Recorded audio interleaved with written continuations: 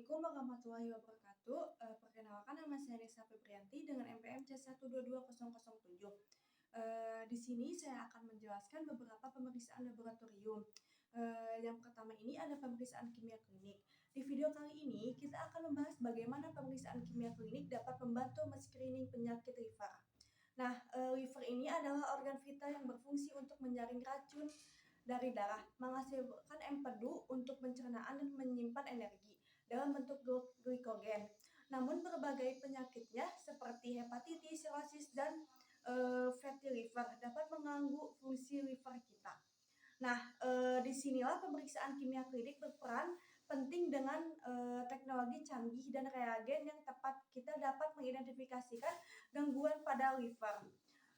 Lebih awal, mari kita lihat beberapa parameter yang penting dalam pemeriksaan kimia klinik untuk screening liver. Nah, yang pertama ini ada ALT. Peningkatan ALT dapat menghasilkan kerusakan sel-sel liver. Yang kedua itu ada AST. Jika kadar AST yang tinggi bisa menunjukkan kerusakan liver atau otot. Nah, selanjutnya ada ALP. Enzim ini meningkat pada penyakit liver seperti sirosis. Selanjutnya ada GGT. Kadar GGT yang tinggi sering dikaitkan dengan penyalahgunaan alkohol. Nah, yang terakhir ada bilirubin. Peningkatan bilirubin menyebabkan kuning pada liver dan mata yang merupakan tanda umum gangguan liver. 3. Nah, selanjutnya bagaimana sih cara pemeriksaan? Nah, ini tuh mudah sekali ya. Cukup dengan sampel darah dari pasien diambil, kemudian dibawa ke laboratorium dan dianalisis menggunakan reagen dan alat biosistem. Hasilnya akan memberikan gambaran jelas tentang kesehatan liver Anda. Analisis kimia klinik ini sangat membantu dokter dalam menentukan diagnosis yang tepat dan perawatan yang efektif. Dengan mengetahui kondisi liver lebih awal, kita dapat mencegah komplikasi lebih lanjut dan menjaga kesehatan liver dengan lebih baik. Nah, yang kedua ada pemeriksaan hematologi. Perbedaan pemeriksaan hematologi darah rutin dan darah lengkap. Darah adalah cairan yang sangat penting bagi kehidupan manusia.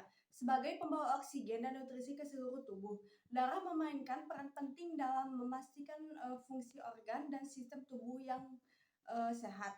Namun tidak semua orang memahami betapa pentingnya darah ini dan menyebabkan pentingnya melakukan donasi darah yang dapat menyelamatkan nyawa orang lain.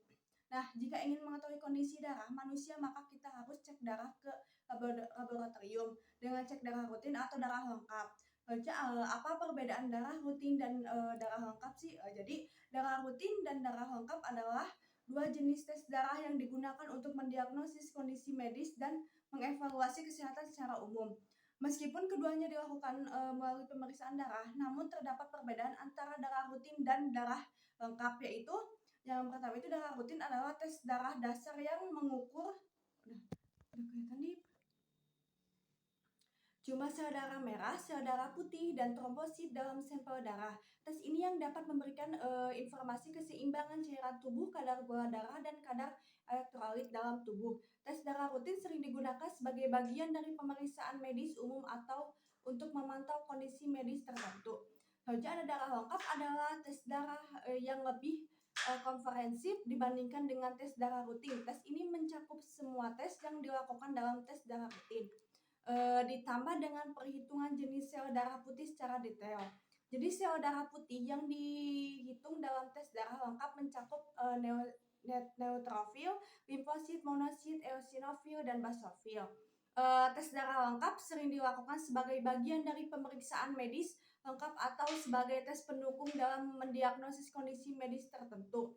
Jadi kesimpulannya adalah ya, darah rutin dan darah lengkap adalah dua jenis tes darah yang berbeda. Darah rutin lebih sederhana dan hanya mengukur jumlah sel darah merah, sel darah putih, dan trombosit. Sedangkan darah lengkap lebih komprehensif dan mencakup perhitungan jenis sel darah pun secara detail. Tes darah lengkap juga dapat memberikan informasi lebih lengkap terutama kesehatan tubuh secara umum dan sering digunakan sebagai bagian dari pemeriksaan medis lengkap atau sebagai tes pendukung dalam mendiagnosis kondisi medis tertentu. Ada pemeriksaan parasitologi, pemeriksaan parasit cacing pada feses metode natif atau langsung. Infeksi parasit adalah pertumbuhan atau serangan organisme parasit terhadap organ tubuh manusia, sehingga menyebabkan penyakit. Prinsip kerjanya yaitu eosin memberikan latar belakang merah terhadap telur yang berwarna kekuning-kuningan, dan untuk lebih jelas memisahkan feses dengan kotoran yang ada. Selanjutnya alat pemeriksaan, objek kelas, pipet tetes, dek kelas, tisu, tusuk gigi, dan mikroskop. Bahan pemeriksaan sampel yaitu feses, eosin 1-2%, alkohol 70%. Langkah kerjanya yang pertama itu ambil sampel feses dan letakkan di objek kelas. Teteskan 1 tetes eosin 1-2% pada objek kelas. Homogenkan menggunakan tusuk gigi. Lalu tutup menggunakan dek kelas dan diamati di bawah mikroskop. Selanjutnya ada pemeriksaan toksikologi. Contoh itu analisis racun. Analisis racun merupakan suatu proses menganalisis zat kimia atau racun terhadap mekanisme biologis suatu organisme. Apa itu racun? Racun sendiri merupakan senyawa yang berpotensi menimbulkan atau efek yang berbahaya terhadap suatu organisme. Tujuan analisis racun yaitu ada diagnosis dan terapi.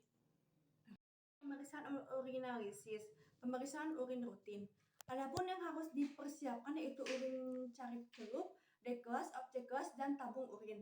Yang pertama, siapkan sampel urin, masukkan sampel urin pada tabung, kemudian periksa urin menggunakan strip cari celup.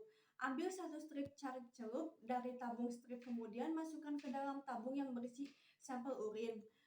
Pastikan semua bantalan yang berada pada strip celup sehingga menyerap sampel urin. Kemudian membandingkan perubahan warna yang terjadi pada strip dengan indikator warna pada strip. Jangan lupa dicatat hasilnya. Yang ketiga, setelah selesai pemeriksaan cari celup, kemudian sampel pada tabung disentrifuge selama 5 menit. Jangan lupa beri pembanding pada alat sentrifuge agar sentrifuge tidak goyang. Selanjutnya atur waktu selama 5 menit dengan 2000 rpm. Setelah proses sentrifuge selesai, ambil tabung sampel urin pada sentrifuge. Buang urin hasil sentrifuge pada tabung, kemudian sisakan endapan urin. Setelah itu homogenkan agar endapan urin tercampur merata.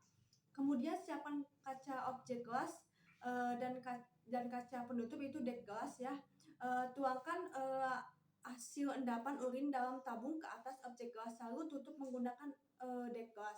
Setelah itu periksa pada mikroskop dengan perbesaran 40 kali.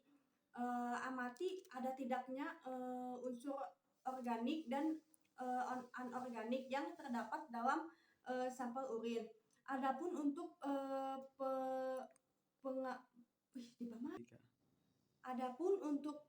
pelaporan setiap tempat berbeda-beda ya. Biasanya pemeriksaan urin mikroskopis atau sedimen meliputi eritrosit, leukosit, sel epitel, kristal, silinder, dan lain-lain. Selanjutnya ada pemeriksaan bakteriologi media pertumbuhan bakteri. Jenis media pertumbuhan bakteri. Media pertumbuhan bakteri umumnya terdiri dari beberapa zat nutrisi yang dapat mendukung pertumbuhan bakteri. Nah, jenis media bakteri ini ada beberapa keterangan yang biasa digunakan. Yang pertama itu adalah media pertumbuhan bakteri yang dibedakan berdasarkan fisiknya. Yang pertama adalah media padat dan yang kedua adalah media cair.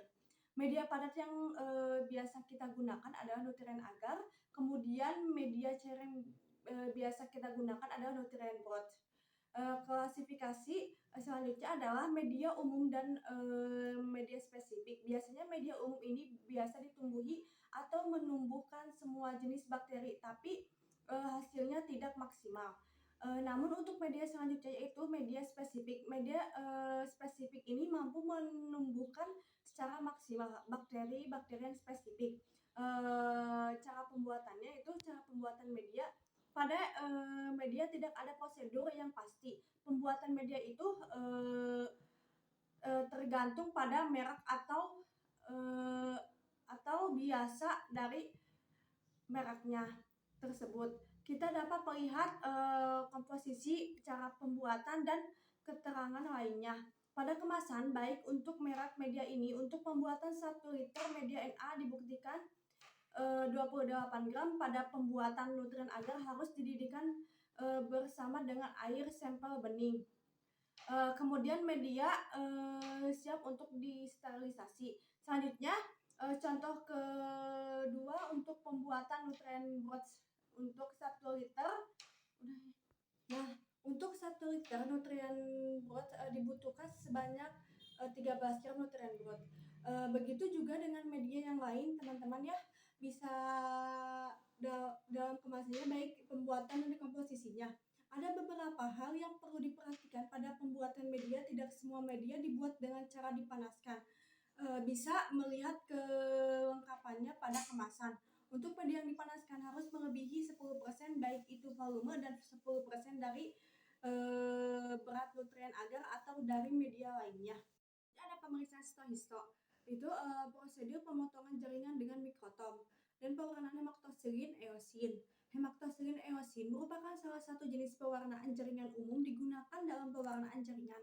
Hemaktosilin dan eosin adalah metode pewarnaan yang banyak digunakan dalam pewarnaan jaringan sehingga diperlukan dalam diagnosis medis dan penelitian. Nah, prosedur pemotongan jaringan dengan mikrotom dan pewarnaan hemaktosilin eosin.